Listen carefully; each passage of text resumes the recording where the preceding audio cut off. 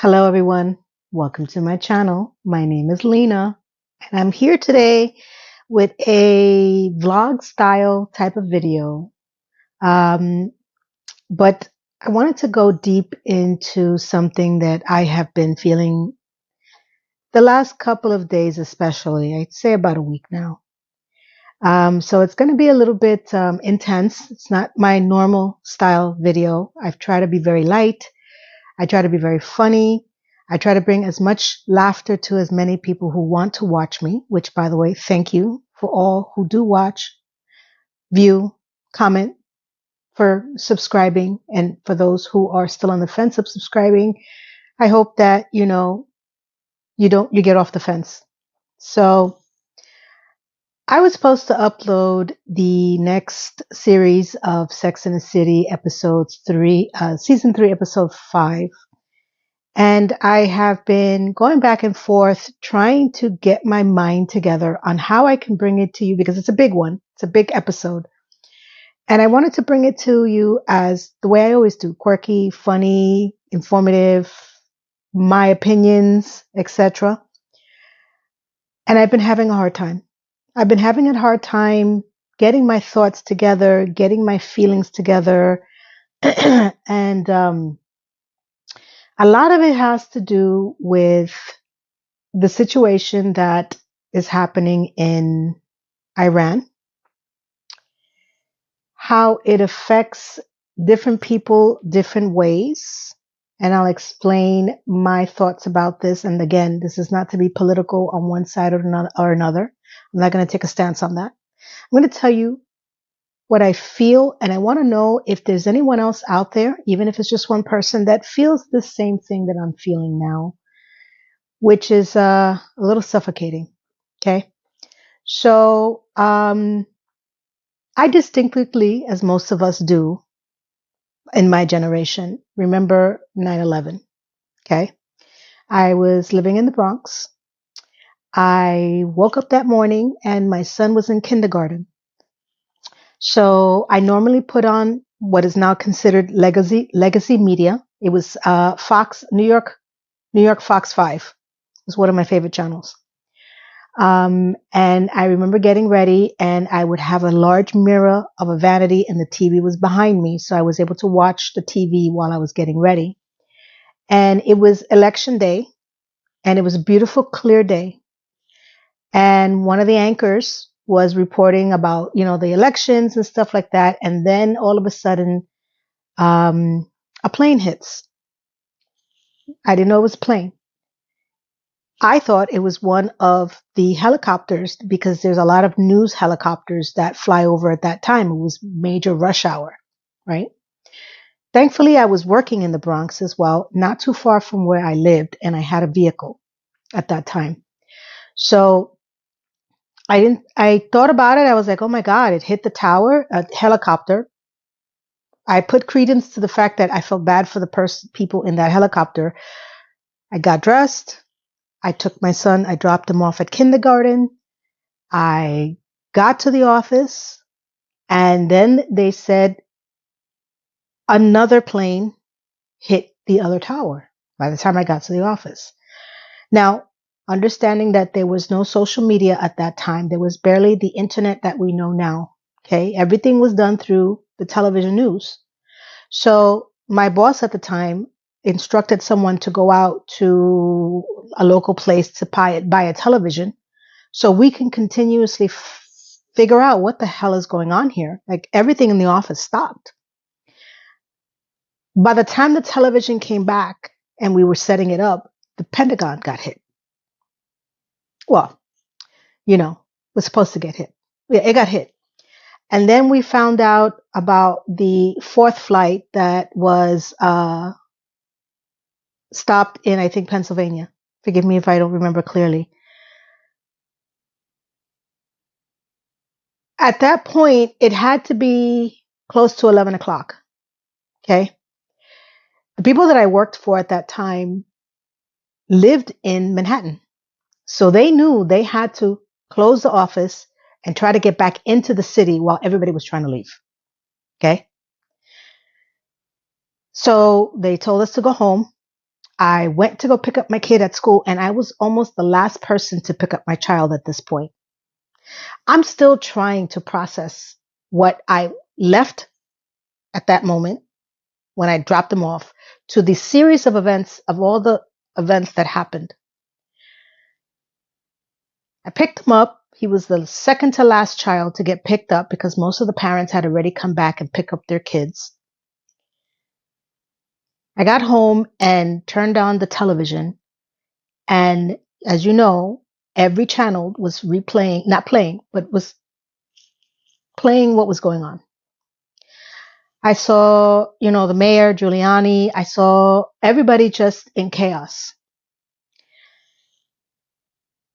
If you didn't live through that because you were too young or you were not alive at that time, it was shocking to see those towers go down. To see that soot and those people. We still didn't get the full girth of what happened, right? Because this is live. This is happening. And I'm just sitting on the bed with my son and I'm just looking at him and I'm like, I thank God I didn't go and work in the city because I wouldn't even know what to do because everybody was affected. Every train, every bus, it was impossible. And I was so blessed that I was able to get my son, have my vehicle, work and live in the Bronx at that time. I knew that. So the day goes, the night goes, it's on repeat. And,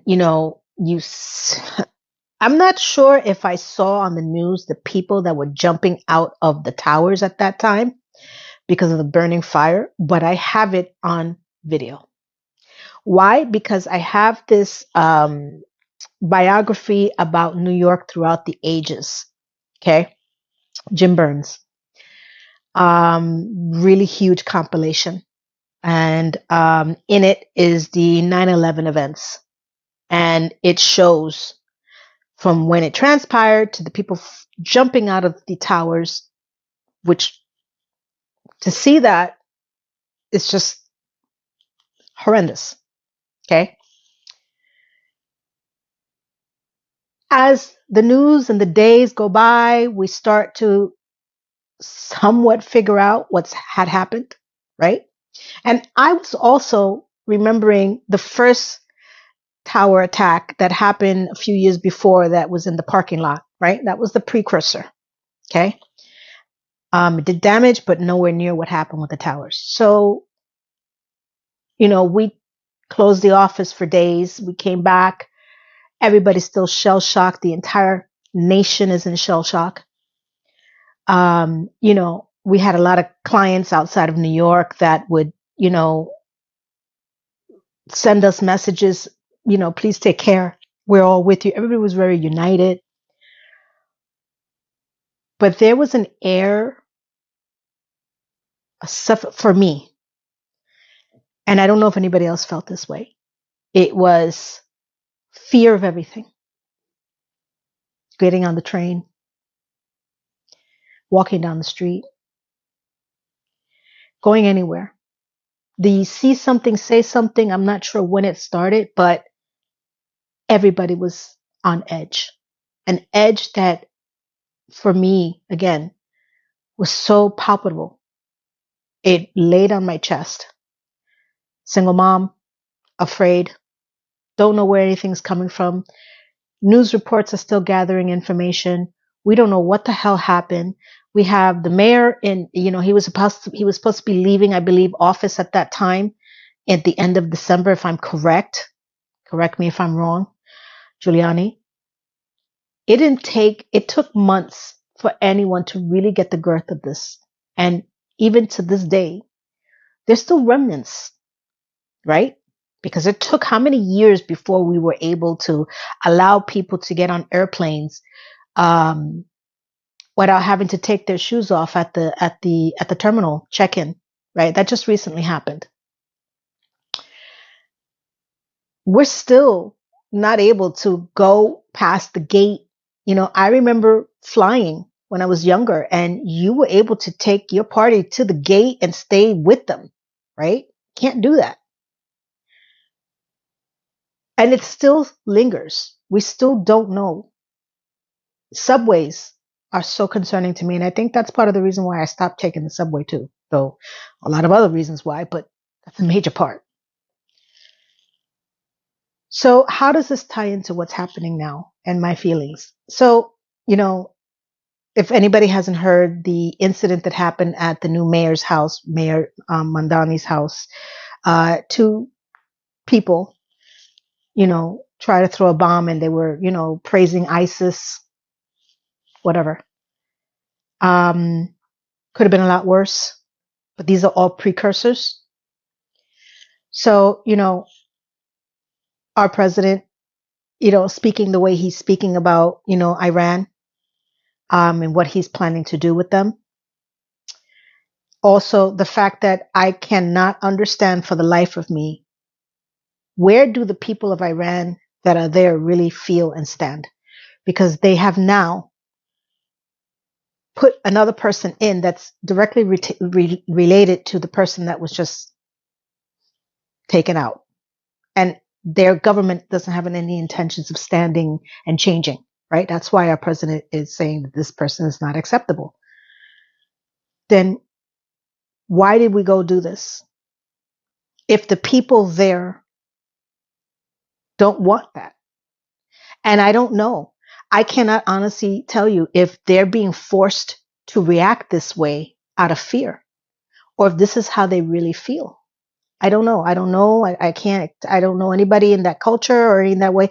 I just find it extremely disheartening that we have gotten to a point that we need to escalate this to the president threatening again. And that suppression, that fear, that suffocation that I felt after 9/11 has come back. And I tell you why. Because when, I text back and forth with my son. So my son works in the city. And you can consider this a high, what is the word I'm looking for? A place that if someone wanted to do some damage, they could. And it would be very striking, right? Highly popular area, highly popular location, many path trains. It's a target. Whether he's driving in, because sometimes he drives in, whether he's taking the path train, the LIRR, it doesn't matter. It's a highly targeted area, just like a lot of places in Manhattan, but this is one of the big ones. So my son was too young to remember the whole incident of 9/11. Like he maybe remembers me picking him up and maybe he remembers watching it on television, but it's a different thing when you have a child, right? So one of the things that I texted him the other day, we were talking about what happened with the mayor, Mandani, and, and what's going on with, our president and Iran and the whole situation. He's like, Mom, you're safe where you are. No, don't worry about that. And I told him, son, I'm not thinking about me. I'm thinking about you. And he says, yeah, I know. I'm scared of retaliation.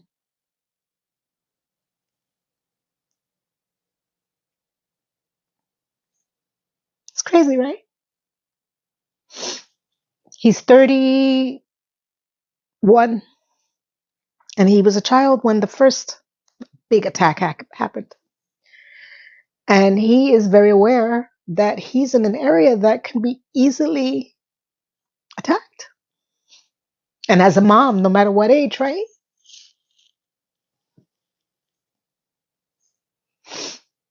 Because I don't understand this. And it's not because our president hasn't been clear on it. It's not because I don't understand what is happening and how far these people are willing to go.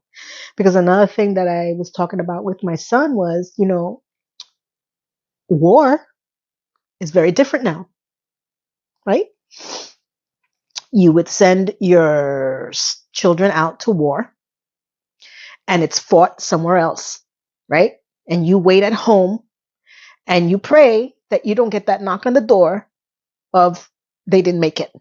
But it's fought somewhere else, in theory, except for maybe World War II, what happened, the Blitz in London, where they hit the most popular places. But in general, and of course, Pearl Harbor, right? Now, it is anywhere. You could be minding your business, walking down the street, in a subway, in a bus, in a building, taking in the theater, taking in a tourist area, a concert, anything. And there is someone that is willing to risk themselves in order to do massive harm to people who are not soldiers. It's the fact of life. Now the war can be anywhere. At your home.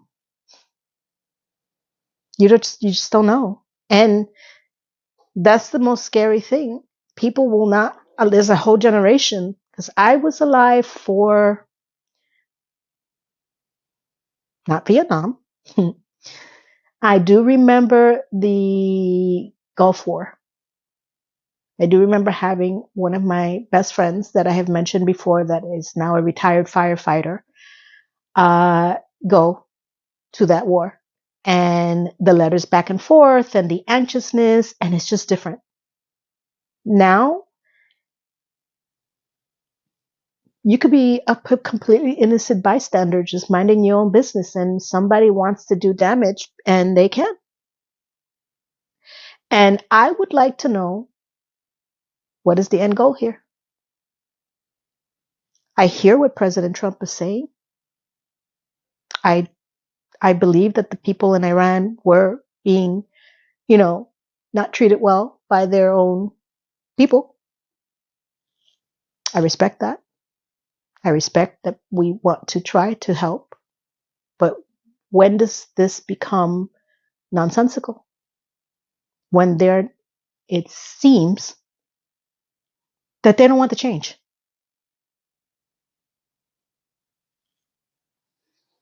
And I just feel that suffocating feeling in my heart again, that now I am waiting for something to drop, another foot. How do you live like that? Now, you live, you go on, you pray, you hope. But it's one thing when you're a mom and your child doesn't understand what's happening. It's a whole other level when your child is not a child anymore. And they are very aware.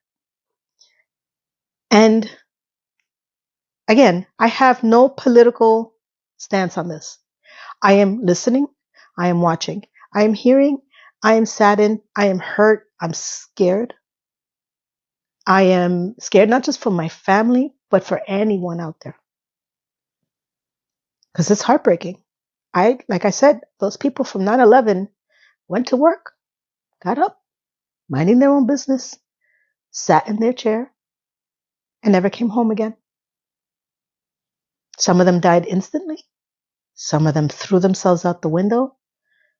The firefighters, the police officers, the ambulance, the priests, everything. I can still sit now and watch the 9/11 tape that I have and bawl my eyes out. So, my question to you is, anybody who wants to respond, how are you feeling? Are you thinking about this the way I am? Do you have recollections and do you feel any type of way? It's not right or wrong. It's not about being a punching bag for anybody who wants to make any sarcastic remarks. I will fucking block you. I'm not playing. This is a respectful place to have a respectful conversation. And I'm sorry I curse, but sometimes people just piss me off when they make stupid comments because they want to be assholes. And I'm not going to allow that on my channel, especially on a subject like this. Okay? I don't want to hear what your political stance is. I don't care if you're left, right, up, down. I don't care. I'm talking about the feeling of what's happening and how does this affect you? Are you conscious? Are you aware of it? Has it even struck you at all? How do you feel? And this is more of a mental health check-in for anybody that wants to be checked in on and have an open dialogue. I have an amazing community. And for those who are watching this and are new to my channel, you're welcome to, do a check-in, because I'm doing a check-in and I'm explaining to the people in my community why I haven't uploaded my quirky side of Sex and the City reviews that I'm doing, which is episode by episode, season by season. I have not been able to find the gumption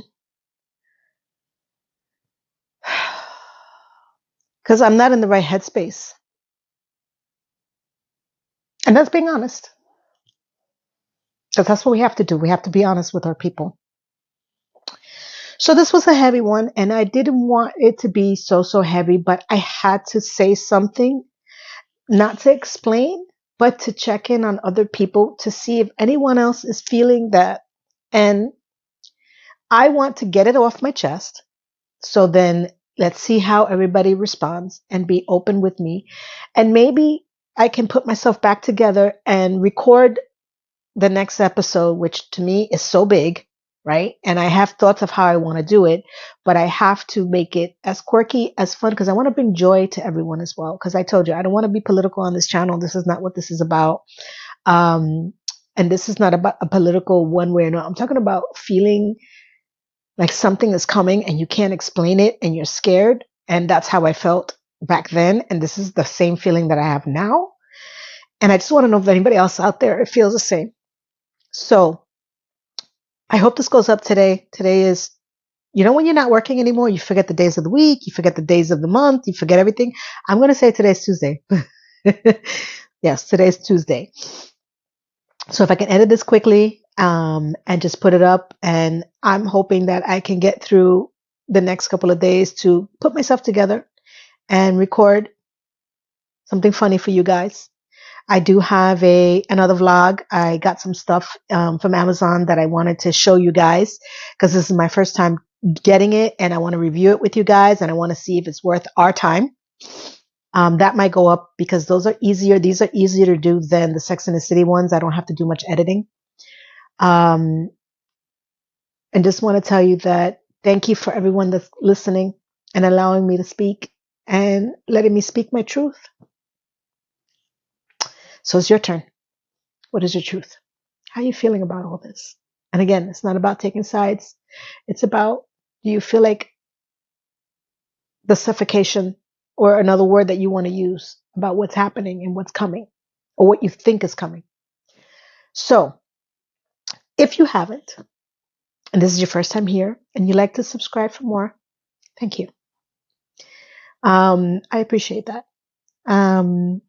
I have a quirky way of doing videos, and if that's something that you're interested, the playlist will be listed. And I want to wish everybody a blessed day, a blessed night, a blessed week, a blessed month, and a blessed year. So from here to around the world that I reach, thank you, everyone.